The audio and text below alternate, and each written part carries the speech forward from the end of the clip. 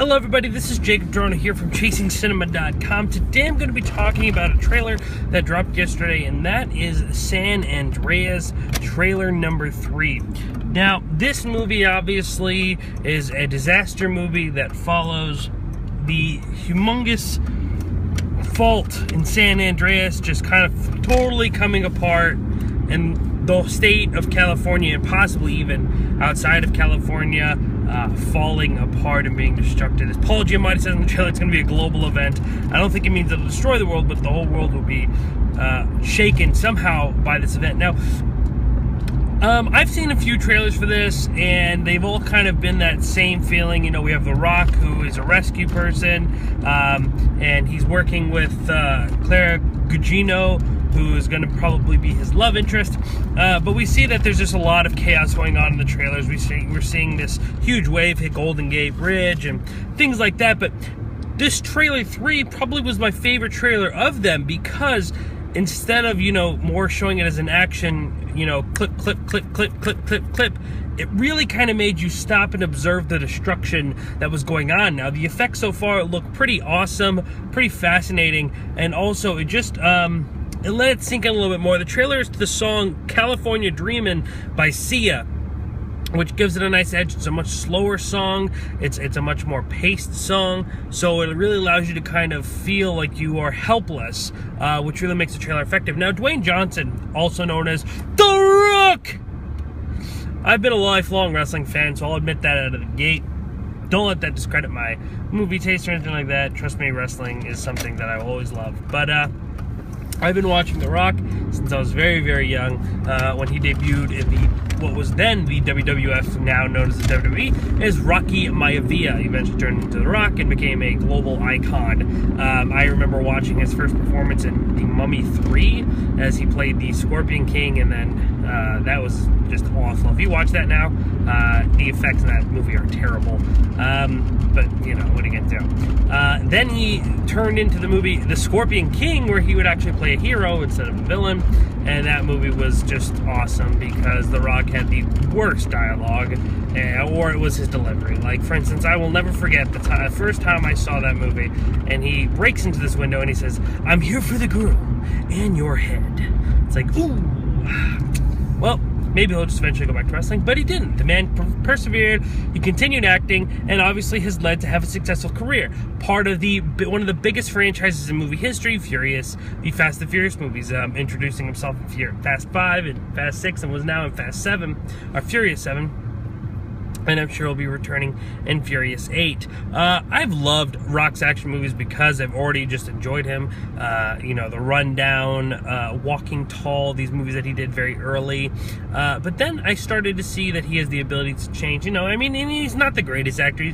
He's not really tackled the hardest roles, and he's made his mistakes, i.e. Tooth Fairy. But, like, for instance, The Game Plan. Game Plan's a great movie. I don't know why that movie got such a low critic score. Sure, it is not the most creative picture, but that movie has a lot of heart, and to me, that movie is solid and probably one of my favorite Rock movies. However, when we talk about performance, I think The Rock's best performance up to date has to be in Michael Bay's Pain and Gain. Now, I know what you're going to say. I have probably taken a few different little shots at Michael Bay this past week about TMNT 2, but I love Pain and Gain. I think Pain and Gain was an underrated movie. I mean, people saw it, but I loved that movie. I think that movie was great. I own that movie. I think it's owning worthy. But The Rock is really, really good in that movie.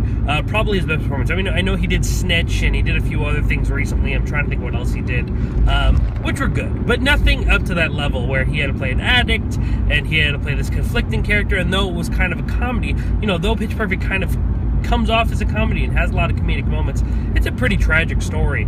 And The Rock's character is an addict, and he kind of goes crazy at one point, and it's delivered really, really well.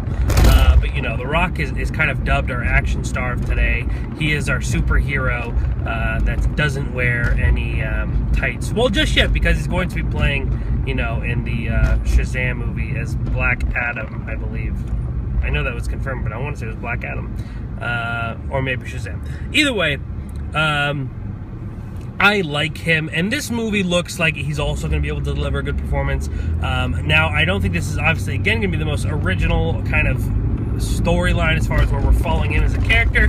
I'm sure there's going to be some emotional scenes, maybe a self-sacrifice, you know, because he is a rescuer.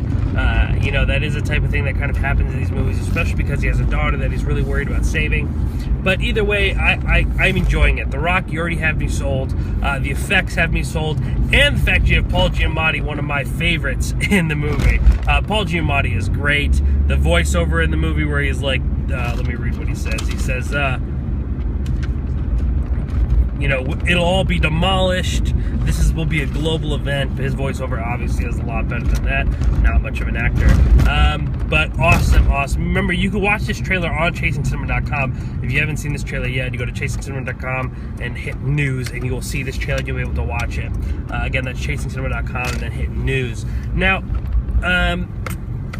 again, what I really liked about this trailer, and what I think is the best part of it, is the fact that it's slow and it's paced and lets you absorb the destruction that's going on. It doesn't feel just like a rat race to get in all the shots that we've seen before. It really kind of makes us sit there and say, oh my god. Like, for instance, when Carla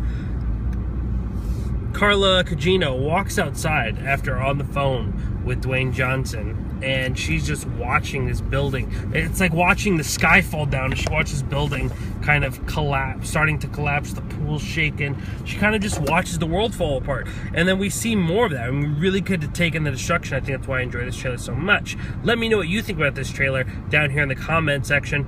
My name is Jacob Toronto. You can find all of mine and Chasing Cinema social media stuff down here in the description box. Facebook, Twitter, Instagram, all that fun stuff. Show your support by liking and favoriting this video, and of course making sure to hit subscribe. I'm constantly updating this YouTube channel. Movie news, casting details, trailer reviews, TV reviews, movie reviews, podcasts, film updates, all that fun stuff. I'm constantly updating it. I've done a lot of videos already.